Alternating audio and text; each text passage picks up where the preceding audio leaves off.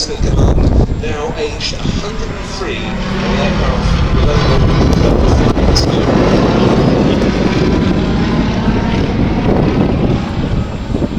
Flying the Catalina for us today, the captain seat fitted, and in the co-pilot seat, Jeff Boyle. Rather appropriate stabilise for this sort of very Swordfish one, former Navy Men's Heritage Flight at Fairey in Somerset. Now here is an aircraft that really was obsolete by the time World War II broke out. This torpedo spotter reconnaissance biplane, 750 horsepower, precise range.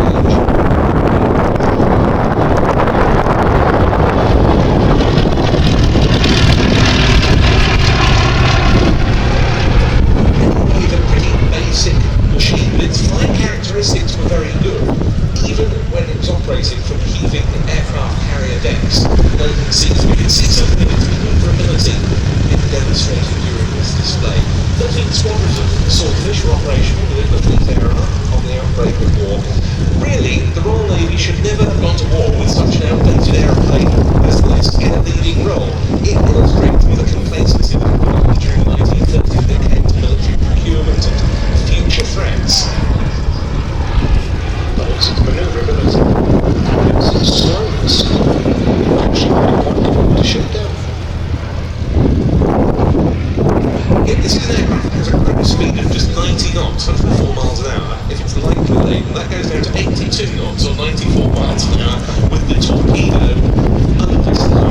But the issue was, and this certainly tried to pose during the attacks on the Bismarck, was that the Swordfish flew so slowly that the Bismarck's flak guns found it difficult to track them.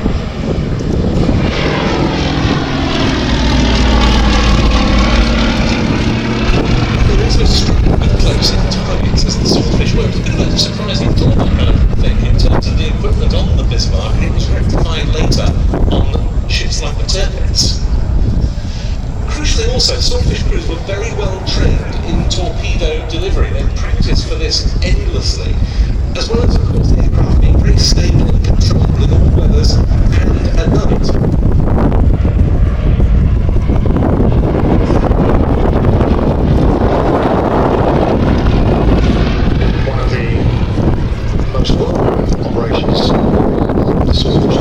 The attack on the Italian fleet in Duxford, which in fact was the basis of the plans for the attack on Pearl Harbor. Yeah, 21 Swordfish off HMS Illustrious effectively knocked the Italian fleet out of the war. And the success of that operation, as I was saying, was the inspiration for the Japanese attack on Pearl Harbor. Lots of those battleships were actually sunk by a torpedo. It was only given as a good way.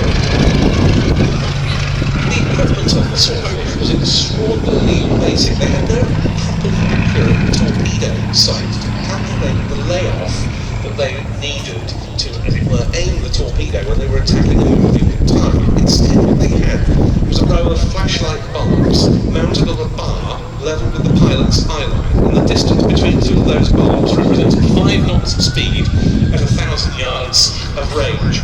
But there was no way of assessing the range from the target other than the pilot's experience, which was gained from all the practice they thankfully undertook. The most famous action, I think, of all for the Swordfish was the sinking of the Bismarck. The Swordfish actually hit it twice. The first time, aircraft HMS Victorious achieved 1 torpedo strike and slowed the ship down.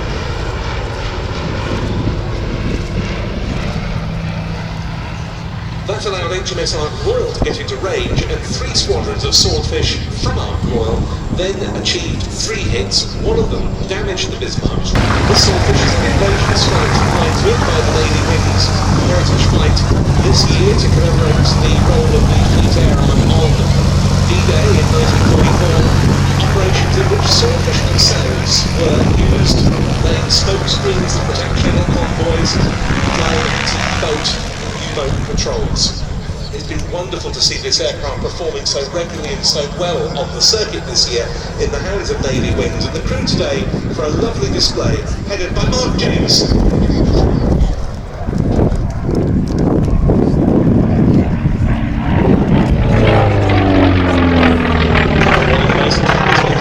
All naval fighters of World War II. Well, in fact,